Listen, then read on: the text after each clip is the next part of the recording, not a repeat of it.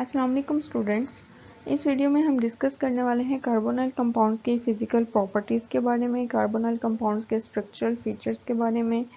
और ये हम देखेंगे कि कार्बोनाइल कंपाउंड में कार्बोनाइल ग्रुप की नेचर क्या है और ये किस किस्म के रिएक्शंस देता है।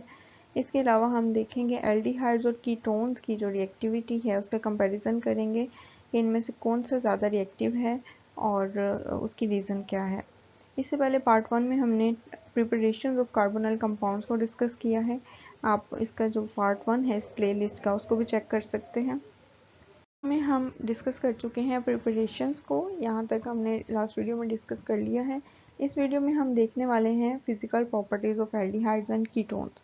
फिजिकल प्रॉपर्टीज़ में हमारे पास आ जाती हैं कि इन कंपाउंड की फिजिकल स्टेट कैसी होती है, आइदर ये लिक्विड, सॉलिड या गैस किस फॉर्म में एग्जिस्ट करते हैं, इनकी स्मेल कैसी होती है, इनके कलर्स कैसे होते हैं, इनके बॉइलिंग पॉइंट्स, मेल्टिंग पॉइंट्स जो हैं वो कैसे होते हैं और कैसे कैसे चेंज होते हैं अलोंग द सीरीज़। तो इन सब चीज़ों को हम डिस्कस करेंगे। तो हम देख लेते हैं मोस्टली जो एल्डिहाइड्स और कीटोन्स हैं वो वोलाटाइल लिक्विड्स होते हैं। मीन के लिक्विड्स होते हैं लेकिन वो वोलाटाइल होते हैं। वोलाटाइल वो सब्सटेंसेस होती हैं, वो वाले लिक्विड्स होते हैं जिनका बॉइलिंग पॉइंट जो है रूम टेम्परेचर के करीब होता है, तो जिसकी वजह से रूम टेम्परेचर पर ही ये वेपराइज होने की एबिलिटी रखते हैं। और इनकी कैरेक्टरिस्टिक अडर होती हैं। सिंपल एल्डिहाइड जो हैं इनकी अडर पंजेंट होती है, जबकि जो एरोमेटिक एल्डिहाइड्स और मोस्टली जो कीटोन्स हैं इनकी फ्रेगरेंस जो है वो प्लेजेंट होती है। फॉर्मेल्डिहाइड जो कि इनका पेरेंट मेंबर कंसीडर किया जाता है कार्बोनाइल कंपाउंड्स का, ये मोस्टली गैस फॉर्म में एग्जिस्ट करती है, लेकिन हमारे पास कमर्शियली ये 40% सॉल्यूशन में अवेलेबल होती है जिसको हम फॉर्मलिन कहते हैं। ये फॉर्मलिन जो है ये वाइडली यूज़ होती है बायोलॉजिकल स्पेसिमेंट्स को प्रिजर्व करने के लिए। पॉइंट्स देख लेते हैं कि कार्बोनाइल कंपाउंड्स के बॉइलिंग पॉइंट्स किस तरह से चेंज होते हैं। जो स्ट्रेट चेन एल्डिहाइड्स और methyl N alkyl ketones, mean के ऐसे कीटोन्स जिनके एक साइड पे मिथाइल लगा हुआ है और दूसरी साइड पे कोई भी और अल्काइल ग्रुप लगा हुआ है, अल्काइल ग्रुप जो कि लीनियर चेन में लगा हुआ है, स्ट्रेट चेन में। तो इनके जो बॉइलिंग पॉइंट्स हैं ये स्मूथली इंक्रीज करते हैं जैसे ही हम मॉलिक्यूलर वेट इंक्रीज होता है। मीन के सक्सेसिवली जैसे ही इनमें CH2 ग्रुप्स जो हैं वो ऐड होते जाते हैं अलोंग द होमोलोगस सीरीज, वैसे वैसे इनके जो बॉइलिंग पॉइंट्स हैं वो इंक्रीज होते जाते हैं। अगर हम बॉइलिंग पॉइंट्स का कार्बोनाइल कंपाउंड्स के बॉइलिंग पॉइंट्स का कंपैरिजन करें with corresponding alcohol and alkane, तो ये इनके जो बॉइलिंग पॉइंट्स हैं वो इन दोनों के सेंटर में लाई करते हैं। बॉइलिंग पॉइंट जो है वो टोटली डिपेंड कर रहा होता है कि आपके जो मॉलिक्यूल्स हैं उनके दरमियान इंटरमॉलिक्यूलर फोर्सेस कितनी स्ट्रॉन्ग है। जितनी इंटरमॉलिक्यूलर फोर्सेस स्ट्रॉन्ग होंगी उतना जो है मॉलिक्यूल्स को सेपरेट करना और उन फोर्सेस को ब्रेक करना डिफ़िकल्ट होगा। ज़्यादा हमें हीट देनी पड़ेगी तो बॉइलिंग पॉइंट जो है वो हाई होगा। अल्कोहल्स के केस में हमारे पास क्योंकि हाइड्रोजन बॉन्डिंग की फिजिबिलिटी है, तो हाइड्रोजन बॉन्डिंग होने की वजह से जो कि एक स्ट्रॉन्ग इंटरमॉलिक्यूलर बॉन्डिंग होती है, तो इस केस में जो है बॉइलिंग पॉइंट बहुत हाई होता है इनका। जबकि एल्डिहाइड्स और कीटोन्स में आपके पास जो कार्बोनाइल फंक्शनल ग्रुप है, इसको अगर आप देखें तो कार्बन के ऊपर पार्शियल पॉजिटिव चार्ज है और ऑक्सीजन के ऊपर पार्शियल नेगेटिव। तो ये चूंकि डाइपोलर मॉलिक्यूल है, पोलर मॉलिक्यूल है, तो इनके दरमियान डाइपोल डाइपोल इंट्रैक्शंस जो हैं वो डेवलप कर जाती हैं। इस वजह से इनका जो बॉइलिंग पॉइंट है वो हाई होता है, लेकिन अल्कोहल से कम होता है क्योंकि अल्कोहल में इससे भी ज़्यादा स्ट्रॉन्ग इंटरमॉलिक्यूलर फोर्सेज हैं जो कि हाइड्रोजन बॉन्डिंग है। और लास्ट में हमारे पास अल्केन आता है। अल्केन्स में हम इसको स्टडी कर चुके हैं कि इसमें लंडन डिस्पर्शन फोर्सेस होते हैं, ये क्योंकि ये टोटली नॉन पोलर हैं और उनमें instantaneous induce dipole and instantaneous dipole जो है वो फोर्सेस होती हैं जिनको हम लंडन डिस्पर्शन फोर्सेस भी कहते हैं। तो ये बहुत वीक फोर्सेस हैं, इस वजह से इनके जो बॉइलिंग पॉइंट्स हैं वो बहुत लो होते हैं। ये आपके पास कुछ एग्जांपल्स हैं। एन पेंटेन है, देन आपके पास एन ब्यूटानल है, ये कार्बोनाइल कंपाउंड है, एल्डिहाइड है। देन आपके पास ब्यूटानॉन है, ये एक कीटोनिक कंपाउंड है। और आगे आपके पास एक अल्कोहलिक कंपाउंड है, 1-ब्यूटानॉल। अगर आप 1-ब्यूटानॉल देखें, चूंकि इसमें हाइड्रोजन बॉन्डिंग की पॉसिबिलिटी है तो इसका बॉइलिंग पॉइंट सबसे हाई होना चाहिए, तो इसका बॉइलिंग पॉइंट है 118 डिग्री सेंटीग्रेड। जबकि कार्बोनाइल कंपाउंड्स में कीटोन का जो बॉइलिंग पॉइंट है वो हाई है। देन आपके पास जो है वो एल्डिहाइड का बॉइलिंग पॉइंट है, एन ब्यूटानल का 76 है, लेकिन बहुत ज़्यादा डिफरेंस नहीं है इनमें। इसी तरह जो आपके पास एन पेंटेन है जो कि एक अल्केन है, इसका बॉइलिंग पॉइंट सबसे लो है जो कि 36 डिग्री सेंटीग्रेड है। हमने कहा कि कार्बोनाइल कंपाउंड्स जो हैं ये डाइपोल में एग्जिस्ट करते हैं, पोलर नेचर के होते हैं। तो इनका डाइपोल मोमेंट देख लेते हैं। ये आपके पास एक एल्डिहाइड है, एसिटाल्डिहाइड, इसका डाइपोल मोमेंट 2.70 डी बाई है, जबकि एसीटोन का जो डाइपोल मोमेंट है वो 2.85 डी बाई है। और इस डाइपोल मोमेंट के हाई होने की वजह से इसका बॉइलिंग पॉइंट भी थोड़ा सा हाई है। ब्यूटानॉन का एन ब्यूटानल से बॉइलिंग पॉइंट हाई होता है। नेक्स्ट हम सोलबिलिटी की बात करते हैं कि ये कंपाउंड्स, कार्बोनिल कंपाउंड्स किस तरह के सॉल्वेंट्स में सोलबल होते हैं। तो ये चूंकि पोलर नेचर के हैं तो ये पोलर सॉल्वेंट में भी सोलबल हो सकते हैं, और चूंकि इनके अंदर अल्काइल ग्रुप्स हैं तो ये नॉन पोलर सॉल्वेंट्स में भी सोलबल हो सकते हैं। तो जो लो मॉलिक्यूलर वेट वाले कार्बोनाइल कंपाउंड्स हैं जिनमें के जो कार्बन्स हैं वो अल्काइल ग्रुप स्मॉल हैं, मिथाइल, इथाइल एटसेट्रा, तो वो लो मॉलिक्यूलर वेट वाले एल्डिहाइड्स और कीटोन्स वाटर में इजीली सोलबल हो जाते हैं, क्योंकि वो भी डाइपोल उनमें भी एग्जिस्ट करता है और वाटर एक पोलर जो है वो सॉल्वेंट है, तो इनके दरमियान इंटरेक्शन डेवलप हो जाती है और ये इसमें सोलबल हो जाते हैं। कार्बोनिल ग्रुप के ऊपर जो ऑक्सीजन है वो वाटर की हाइड्रोजन के साथ हाइड्रोजन बॉन्डिंग भी डेवलप कर लेती है, जिसकी वजह से इनकी सोलबिलिटी जो है वो हाई होती है। लेकिन जैसे जैसे आपके number of carbon atoms increase होते जाते हैं एल्डिहाइड और कीटोन में, वैसे वैसे जो है वाटर में सोलबिलिटी उनकी लो होती जाती है। तो 5 कार्बन जो है वो 5 कार्बन वाले जो एल्डिहाइड और कीटोन है ये बॉर्डर लाइन केस में कि यहाँ तक जो है वाटर में सोलबिलिटी है, लेकिन इससे ऊपर जो है जितने भी मॉलिक्यूल्स होंगे 6 carbon, 7 carbon and so on, वो सब के सब वाटर में उनकी सोलबिलिटी बहुत लो होगी, और ये सब के सब जितने भी कंपाउंड्स हैं कार्बोनाइल कंपाउंड्स ये ऑर्गेनिक सॉल्वेंट्स में इजीली सोलबल हो जाते हैं। कार्बोनाइल कंपाउंड्स का जो स्ट्रक्चर है उसको थोड़ा सा अंडरस्टैंड कर लेते हैं कि कार्बोनाइल में चूंकि कार्बोनाइल फंक्शनल ग्रुप है तो इसकी जो नेचर है ये कैसी है। इसमें चूंकि कार्बन एटम है और जो कार्बन एटम है वो sp2 हाइब्रिडाइज्ड है, 3 एटम्स के साथ इसने बॉन्ड्स बनाए हुए हैं, जिनमें से एक एटम जो है ऑक्सीजन है और ऑक्सीजन के साथ इसने डबल बॉन्ड बनाया होता है। अगर हम इसमें कार्बन के sp2 हाइब्रिडाइजेशन की बात करें तो इसमें चूंकि कार्बन में 6 इलेक्ट्रॉन्स होते हैं जो कि ग्राउंड स्टेट में कुछ इस तरह से डिस्ट्रीब्यूट हुए होते हैं। 2s में 2 इलेक्ट्रॉन्स हैं, 2px में 1 है, 2pz में और 2py में 1 है। जबकि इसकी एक्साइटेड स्टेट में जब ये जाता है तो यहाँ से s वाले ऑर्बिटल में से एक इलेक्ट्रॉन pz में शिफ्ट हो जाता है और 4 जो हैं वो हमारे पास हाफ फिल्ड ऑर्बिटल्स आ जाते हैं। ये चूंकि sp2 हाइब्रिडाइज्ड है तो एक s और 2 जो p वाले ऑर्बिटल्स हैं ये आपस में हाइब्रिडाइजेशन करते हैं और 3 sp2 हाइब्रिडाइज्ड ऑर्बिटल्स बना देंगे, जबकि एक जो 2pz वाला ऑर्बिटल है वो अनहाइब्रिडाइज्ड रहेगा। ये चूंकि 3 sp2 हाइब्रिडाइज्ड ऑर्बिटल्स बन गए हैं तो ये ट्रायंगुलर शेप में एक ऑक्सीजन के साथ बॉन्ड बना लेगा, जबकि 2 ऑर्बिटल्स जो हैं वो इधर डिफरेंट तरह के अल्काइल्स या हाइड्रोजन एटम्स के साथ बॉन्ड बना सकते हैं। अब आपके पास जो एक 2pz ऑर्बिटल बच गया है ये perpendicular to the plane present है, और चूंकि इसमें एक हाफ फिल्ड इलेक्ट्रॉन है तो ये भी बॉन्ड बना सकता है, कोई भी पाई बॉन्ड बना सकता है। तो ऑक्सीजन की बात करें, ऑक्सीजन भी sp2 हाइब्रिडाइज्ड है और इसकी जो इलेक्ट्रॉनिक कन्फिग्रेशन है चूंकि इसमें 8 इलेक्ट्रॉन होते हैं तो कुछ इस तरह की है। इसकी जो एक्साइटेड स्टेट है वो भी सेम है और हाइब्रिडाइज स्टेट जो है उसमें 1s और 2 जो हैं p वाले ऑर्बिटल्स मिलके 3sp2 हाइब्रिडाइज ऑर्बिटल्स बनाते हैं। उनमें से 2 जो sp2 हाइब्रिडाइज ऑर्बिटल्स हैं वो ऑलरेडी ऑक्यूपाई होते हैं विद 2 लॉन पेयर्स।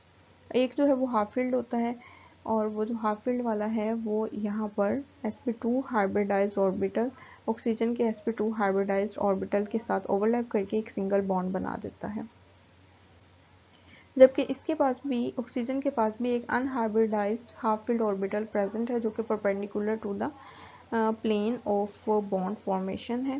तो ये चूंकि दोनों के पास एक एक ऑर्बिटल ऐसा है जो कि ओवरलैप कर सकता है through side wise, side wise overlap करेंगे और एक डबल बॉन्ड, एक पाई बॉन्ड डेवलप कर लेंगे। तो इस तरह से कार्बन और ऑक्सीजन के दरमियान दो बॉन्ड्स होते हैं, एक सिग्मा बॉन्ड होता है और एक पाई बॉन्ड होता है। सिग्मा बॉन्ड जो है वो sp2 ओवरलैप से बना होता है, जबकि जो पाई बॉन्ड है वो दो अनहाइब्रिडाइज्ड पैरेलल जो ऑर्बिटल्स हैं 2pz वाले, उनके ओवरलैप से बनते हैं।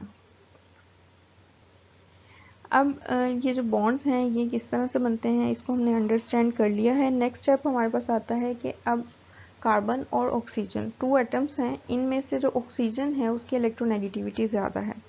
इलेक्ट्रोनेगेटिविटी होता है कि कोई भी शेयर्ड पेयर ऑफ इलेक्ट्रॉन है उसको अपनी तरफ अट्रैक्ट करने की जो टेंडेंसी है वो कितनी ज़्यादा है। जितनी ज़्यादा टेंडेंसी होगी उतनी इलेक्ट्रोनेगेटिविटी ज़्यादा होगी।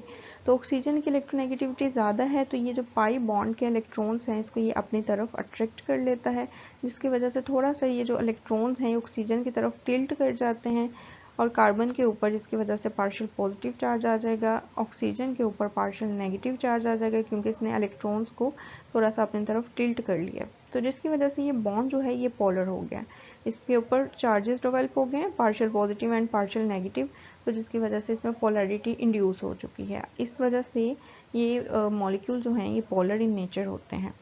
यहाँ पर अगर आप देखें तो ये आपके पास कार्बोनाइल कंपाउंड है, कार्बोनाइल ग्रुप दिखाया गया है। ऑक्सीजन के ऊपर ये अगर आप ये वाला बॉन्ड जो है इसके ऊपर शिफ्ट कर दें तो ऑक्सीजन के ऊपर नेगेटिव चार्ज आ जाएगा और कार्बन के ऊपर पॉजिटिव।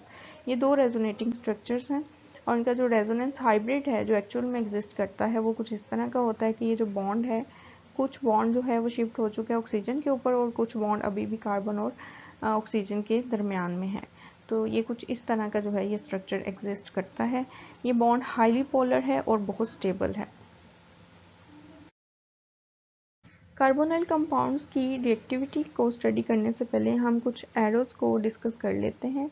ये एरोज हमारे कुछ प्रिपरेशंस में भी यूज़ हुए हैं और नेक्स्ट आने वाले रिएक्शंस में भी यूज़ होने वाले हैं, तो इनकी अंडरस्टैंडिंग ज़रूरी है। सबसे पहले आपके पास एक एरो होता है विद वन हेड, मीन के एक एरो है जिसके एक साइड पे हेड है और दूसरी साइड पे टेल है। इस तरह का हम रिएक्शन एरो यूज़ करते हैं to denote a irreversible reaction. ऐसा रिएक्शन जो सिर्फ एक ही डायरेक्शन में हो रहा होता है, मीन के सिर्फ फॉरवर्ड डायरेक्शन में रिएक्शन प्रोसीड हो रहा है, जिनको हम इरिवर्सिबल रिएक्शंस कहते हैं, उनको उनके दरमियान रिएक्टेंट्स एंड प्रोडक्ट्स के दरमियान में हम सिंगल हेडेड एरो यूज़ करते हैं। सेकेंड नंबर पे हमारे पास डबल एरो आता है। ये जो डबल एरो है ये हम यूज़ करते हैं रिवर्सिबल रिएक्शंस के लिए। ऐसे रिएक्टेंट और प्रोडक्ट्स जो कि रिएक्टेंट्स मिल के प्रोडक्ट भी बना रहे हैं और प्रोडक्ट वापस रिएक्ट करके रिएक्टेंट भी बना रहे हैं, मीन के जो रिएक्शन है वो फॉरवर्ड में भी जा रहा है और रिवर्स डायरेक्शन में भी जा रहा है, तो उन रिएक्शंस के दरमियान में हम डबल हेडेड एरो यूज़ करते हैं। नेक्स्ट आपके पास ये 3 लाइंस वाला एक सिंबल होता है, इसको आप यूज़ करते हो रेजोनेटिंग स्ट्रक्चर्स का रेजोनेंस हाइब्रिड बताने के लिए, मीन के आपके पास एक साइड पे जितने भी पॉसिबल रेजोनेटिंग स्ट्रक्चर्स हैं वो आप लिख देते हैं और दूसरे साइड पे आप रेजोनेंस हाइब्रिड जो कि उनका जो रिजल्टेंट एक स्ट्रक्चर बनता है उन सब स्ट्रक्चर्स का, उसको हम लिखते हैं, जिसको हम रेजोनेंस हाइब्रिड कहते हैं। उनके दरमियान में हम ये वाला सिंबल यूज़ करते हैं जैसे कि हमने लास्ट एग्जाम्पल में कार्बोनाइल के लिए यूज़ किया। नेक्स्ट आपके पास कर्ली एरोज होते हैं। एक तो ये कर्ली एरो है जिसमें कि कर्ली लाइन है और साथ में एक हेड आपको नज़र आ रहा है, तो ये शो करता है कि जहाँ से ये इसकी टेल शुरू हो रही है वहाँ से बॉन्ड के 2 इलेक्ट्रॉन्स जो हैं या कोई भी लोन पेयर है ये शिफ्ट हो रहे हैं वहाँ पर जहाँ पर आपका जो कर्ली एरो का हेड जा रहा है। तो ये हम शो करते हैं for to denote the transfer of electron pair. इसके अलावा एक होता है जो कि यहाँ पे लास्ट वाले एग्जांपल में दिखाया गया, कर्ली एरो ही है लेकिन इसका जो हेड है वो हाफ है, तो ये शो करता है ट्रांसफ़र ऑफ सिंगल इलेक्ट्रॉन को। इसके अलावा एक ये एरो रह गया कि एक ऐसा एरो है जो कि डबल हेडेड एरो है, इसको हम शो करते हैं रेजोनेटिंग स्ट्रक्चर्स को शो करने के लिए। रेजोनेटिंग स्ट्रक्चर्स के दरमियान में हम डबल हेडेड एरो यूज़ करते हैं और सब के सब रेजोनेटिंग स्ट्रक्चर्स और रेजोनेंस हाइब्रिड के दरमियान में हम ये 3 लाइंस वाला सिंबल यूज़ करते हैं। कार्बोनाइल कंपाउंड के रिएक्शंस देख लेते हैं। कार्बोनाइल कंपाउंड्स एडिशन रिएक्शंस देता है। एडिशन इस सेंस में चूंकि इसके पास डबल बॉन्ड है तो डबल बॉन्ड के अंदर कोई भी दो ग्रुप ऑफ एटम या 2 एटम जो हैं वो ऐड हो सकते हैं और इस तरह से कार्बोनाइल कंपाउंड्स एडिशन रिएक्शंस देते हैं। सेम ये वैसे ही रिएक्शन है जैसा कि अल्कीन्स दिया करती थी। अल्कीन्स में भी डबल बॉन्ड है, तो जिसकी वजह से वहाँ पर हम डबल बॉन्ड को ख़त्म करके दोनों कार्बन के अंदर एक एक ग्रुप या एक एक एटम को हम इंट्रोड्यूस करवा दिया करते थे। लेकिन कुछ डिफरेंसेस हैं इन दोनों के रिएक्शंस में। अल्कीन के जो रिएक्शंस हैं वो एक्सोथर्मिक इन नेचर होते हैं, मीन कि उसमें जो है हीट प्रोड्यूस होती है, जबकि कार्बोनाइल कंपाउंड्स के जो रिएक्शंस है वो एंडोथर्मिक होते हैं। एंडोथर्मिक इसलिए होते हैं क्योंकि हमने पहले कार्बोनाइल ग्रुप की नेचर देखी है, ये एक स्टेबल जो है फंक्शनल ग्रुप है, स्टेबल कंपाउंड है, तो जिसकी वजह से इतना इजीली रिएक्शन नहीं देते, बल्कि हमें हीट भी साथ प्रोवाइड करनी पड़ती है ताकि इनका रिएक्शन करवा सके। तो ये एंडोथर्मिक नेचर के रिएक्शंस देते हैं, एडिशन रिएक्शंस, और मोस्टली इनके जो रिएक्शंस होते हैं वो रिवर्सिबल होते हैं। जबकि अल्कीन की केस में मोस्टली रिएक्शंस जो थे एक्सोथर्मिक और इरिवर्सिबल थे। कार्बोनाइल कार्बन को हमने देखा, उसके ऊपर पार्शियल पॉजिटिव चार्ज आ जाता है, इसका मतलब कार्बोनाइल कार्बन जो है इलेक्ट्रॉन डेफिशिएंट हो चुकी है। अब यहाँ पर carbonyl carbon as electrophile behave करती है और कोई भी न्यूक्लियोफाइल विद इलेक्ट्रॉन पेयर वो इसके ऊपर अटैक कर सकता है। जब भी न्यूक्लियोफाइल और इलेक्ट्रोफाइल का रिएक्शन होता है तो न्यूक्लियोफाइल के जो इलेक्ट्रॉन्स हैं वो इलेक्ट्रोफाइल के पॉजिटिव या पार्शियल पॉजिटिव चार्ज के ऊपर अटैक करते हैं और वहाँ से रिएक्शन होता है। चूँकि कार्बोनाइल कार्बन की जो नेचर है वो इलेक्ट्रॉन डेफिशिएंट नेचर है, तो कोई भी न्यूक्लियोफाइल इसके ऊपर अटैक करके न्यूक्लियोफिलिक एडिशन रिएक्शन दे सकता है। तो कार्बोनाइल के जो रिएक्शंस हैं वो न्यूक्लियोफिलिक एडिशन रिएक्शंस हैं, जबकि अल्कीन के जो रिएक्शंस होते हैं वो इलेक्ट्रॉन रिच स्पीशी है, तो इस वजह से अल्कीन्स के जो रिएक्शन हैं वो इलेक्ट्रोफिलिक एडिशन रिएक्शंस होते हैं, क्योंकि उसके ऊपर जो है इलेक्ट्रोफाइल जो है वो ऐड होते हैं आगे और इस तरह से रिएक्शन प्रोसीड होता है। तो कार्बोनाइल कंपाउंड्स के रिएक्शन देख लेते हैं। न्यूक्लियोफिलिक एडिशन रिएक्शंस किस तरह से देता है। कोई भी इलेक्ट्रॉन रिच स्पीशी जो कि न्यूक्लियोफाइल कहलाती है, न्यूक्लियोफिलिक रिएजेंट आके कार्बोनाइल कार्बन के ऊपर अटैक करता है। यहाँ पे आपके पास ये कार्बोनाइल कंपाउंड है, ये स्टेबल फंक्शनल ग्रुप भी है और रिएक्टिव भी है। स्टेबल इस सेंस में कि इसके जितने भी रिएक्शंस हैं वो रिवर्सिबल हैं, मीन की जो प्रोडक्ट बनी है वो वापस रिएक्टेंट भी बना देती है। और केसी इन रिएक्शंस का स्मॉल होता है। केसी को अगर हम देखें तो ये रेशियो होती है, it is an equilibrium constant, that is the ratio of concentration of product to the concentration of reactants. तो प्रोडक्ट की कंसंट्रेशन जितनी ज़्यादा होगी उतनी केसी की वैल्यू ज़्यादा होगी, लेकिन कार्बोनाइल कंपाउंड्स के केस में केसी की वैल्यू स्मॉल होती है। इसका मतलब इसमें सबके सब रिएक्टेंट प्रोडक्ट में कन्वर्ट नहीं होते, बल्कि कुछ रिएक्टेंट प्रोडक्ट में कन्वर्ट हो जाते हैं और बाकी एज इट इज़ रहते हैं, या रिवर्सिबल रिएक्शन होता है। और रिएक्टिव इस सेंस में कि इनके जो रिएक्शंस होते हैं वो रैपिड होते हैं।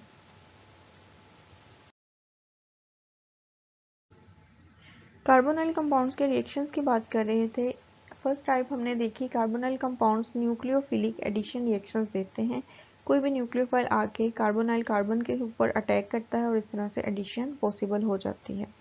सेकेंड नंबर पे कार्बोनाइल कंपाउंड्स कुछ और भी रिएक्शंस देते हैं, क्योंकि कार्बोनाइल कंपाउंड में कार्बन की जो इलेक्ट्रोफिलिक नेचर है और चूंकि इसके ऊपर पॉजिटिव चार्ज है, तो ये इधर साइड्स वाली जो कार्बन्स हैं उन पर से इलेक्ट्रॉन डेंसिटी को खींचने की कोशिश करेगी, तो जिसकी वजह से इसकी जो अल्फा कार्बन है, इसके साथ वाली कार्बन, उसका जो हाइड्रोजन है, कार्बन हाइड्रोजन इलेक्ट्रॉन्स, वो ज़्यादा हाइड्रोजन कार्बन की तरफ टिल्ट हो जाते हैं और ये hydrogen as a proton easily leave कर सकता है। दूसरे केस में हम इसको ये भी कह सकते हैं कि कार्बोनाइल ग्रुप जो है वो अल्फा कार्बन के साथ अटैच जो हाइड्रोजन है उसकी एसिडिटी को इंक्रीज करता है। इस सेंस में बेस आएगी, वो इस प्रोटॉन को एब्स्ट्रैक्ट कर सकती है, और जब बेस इस प्रोटॉन को एब्स्ट्रैक्ट कर लेती है तो उसके रिजल्ट में जो यहाँ पे कॉन्जुगेट बेस बनती है, क्योंकि इसने एज ए एसिड बिहेव किया, प्रोटॉन को रिलीज कर दिया कार्बोनाइल कंपाउंड ने, और अब जो आपके पास कॉन्जुगेट बेस बनी है वो एक कार्ब एनाइन है, कार्बन के ऊपर नेगेटिव चार्ज है। अब ये जो बेस है इसका जो नेगेटिव चार्ज है ये स्टेबलाइज हो जाता है, ये आप यहाँ पे देख सकते हैं, यहाँ पे शिफ्ट हुआ, डिलोकलाइज हुआ, और ये वाली जो इलेक्ट्रॉन डेंसिटी है, जो बॉन्ड है कार्बन ऑक्सीजन का डबल बॉन्ड, इसका जो एक इलेक्ट्रॉन डेंसिटी है वो शिफ्ट हो गई ऑक्सीजन के ऊपर, तो इस तरह से ये कार्बेनाइन इनोलेट में रेजोनेट कर गया। तो ये इसके रेजोनेटिंग स्ट्रक्चर पॉसिबल है, जिसकी वजह से जो नेगेटिव चार्ज है वो डीलोकलाइज हो गया और एक ये स्टेबल इंटरमीडिएट बन जाता है। तो कार्बोनाइल जो ग्रुप है इसका रोल है कि ये अल्फा कार्बन के हाइड्रोजन, या हम इस तरह से कह सकते हैं अल्फा हाइड्रोजन को की एसिडिटी को इंक्रीज करती है। सेकेंडली उस हाइड्रोजन के लीव करने के बाद जो नेगेटिव चार्ज आता है कार्बन के ऊपर, कार्बेनाइन बनता है, उसको वो डीलोकलाइज करवाता है और उसको भी स्टेबलाइज करने का काम करता है। तो ये इस तरह के भी रिएक्शंस देती है जिसमें कि हाइड्रोजन अल्फा हाइड्रोजन जो है वो लीव कर जाता है। इसके नेक्स्ट हम रिएक्शंस में पढ़ेंगे कि ये कौन कौन से रिएक्शंस देते हैं। ऑक्सीजन की चूंकि इलेक्ट्रोनेगेटिविटी ज़्यादा है तो इसके ऊपर जो नेगेटिव चार्ज आया है वो यहाँ पे क्वाइट स्टेबल है, क्योंकि ये पहले ही इलेक्ट्रॉन इसको चाहिए थे और ये इलेक्ट्रॉन जब इसके ऊपर आ गए हैं तो ये इसको इजीली अकोमोडेट कर देगा। तो ये रियल रीज़न है behind all types of reactions of carbonyl compound.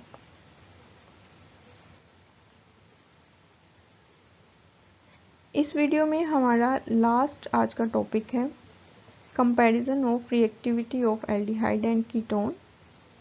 इसको हम देख लेते हैं। एल्डिहाइड जो हैं वो कीटोन से ज़्यादा रिएक्टिव होते हैं। इसके कुछ रीजंस हैं। एल्डिहाइड जो हैं वो लेस हिंड्रड होते हैं, क्योंकि हमें पता है कार्बोनाइल एल्डिहाइड का जो कार्बोनाइल है उसके एक साइड पे हाइड्रोजन है, एक साइड पे कोई अल्काइल ग्रुप लगा होगा। तो हाइड्रोजन जो है ये एज सच कोई भी हिंड्रेंस कॉज नहीं करता, लेकिन कीटोन्स की केस में दोनों साइड्स पे आर ग्रुप्स लगे होते हैं, तो जिसकी वजह से हिंड्रेंस कॉज हो सकती है। जो भी न्यूक्लियोफाइल आके अटैक करने वाला है वो एल्डिहाइड की कार्बोनाइल के ऊपर इजीली अटैक कर सकता है, लेकिन अगर तो बल्कि ग्रुप्स लगे हुए हैं आर ग्रुप्स जो हैं कीटोन के केस में, तो वहाँ पर उसको हिंड्रेंस कॉज होगी, तो वहाँ अटैक करना डिफ़िकल्ट हो जाएगा। तो एल्डिहाइड्स आर लेस हिंड्रड क्योंकि इसमें जो हाइड्रोजन एटम है वो स्मॉल है, जो कि कोई भी हिंड्रेंस कॉज नहीं करता। एल्डिहाइड कार्बोनाइल जो है वो मोर इलेक्ट्रोफिलिक है। वो इस तरह से कि कार्बन जो है इलेक्ट्रोफिलिक है और कार्बन के साथ जितने आर ग्रुप ज़्यादा लगे होंगे उतनी उसकी जो इलेक्ट्रोफिलिसिटी है वो रिड्यूस हो जाएगी, क्योंकि आर ग्रुप जो है through hyper conjugation effect electron donate करते हैं।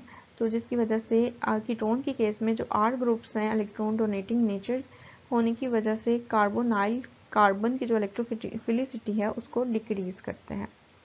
तो इस वजह से जो कीटोन्स हैं उनकी रिएक्टिविटी टुवर्ड्स द न्यूक्लियोफाइल, चूँकि इनकी इलेक्ट्रोफिलिसिटी डिक्रीज हो गई है तो टुवर्ड्स न्यूक्लियोफाइल इनके जो रिएक्शन है वो स्लो हो जाएंगे और वो जो है इतना इजीली रिएक्ट नहीं कर पाएंगे। एल्डिहाइड्स की को हम इजीली ऑक्सीडाइज कर पाते हैं, जबकि कीटोन्स इजीली ऑक्सीडाइज नहीं होते, और इसकी रीज़न ये है कि एल्डिहाइड के केस में कार्बोनाइल के साथ जो हाइड्रोजन अटैच होता है वो इजीली एब्स्ट्रैक्ट किया जा सकता है और इनको रेलिवेंट जो कार्बोक्सिलिक एसिड है उसमें ऑक्सीडाइज कर दिया जाता है। चूँकि कीटोन्स के पास कोई भी ऐसा हाइड्रोजन नहीं होता तो ये रेजिस्टेंट टू ऑक्सीडेशन होते हैं। तो इसका जो सम अप अगर हम इसको करें तो रिएक्टिविटी एल्डिहाइड्स के ज़्यादा है, कीटोन्स की रिएक्टिविटी स्लो होती है। तो यहाँ तक हमारी आज की वीडियो थी। नेक्स्ट वीडियो में हम रिएक्शंस को स्टार्ट करेंगे। एल्डिहाइड्स और कीटोन्स के डिफरेंट तरह के हम रिएक्शंस को डिस्कस करेंगे। आज की वीडियो में कोई भी आपका क्वेश्चन है, कोई क्वेरी है तो आप कमेंट सेक्शन में पूछ सकते हैं। अल्लाह हाफिज़।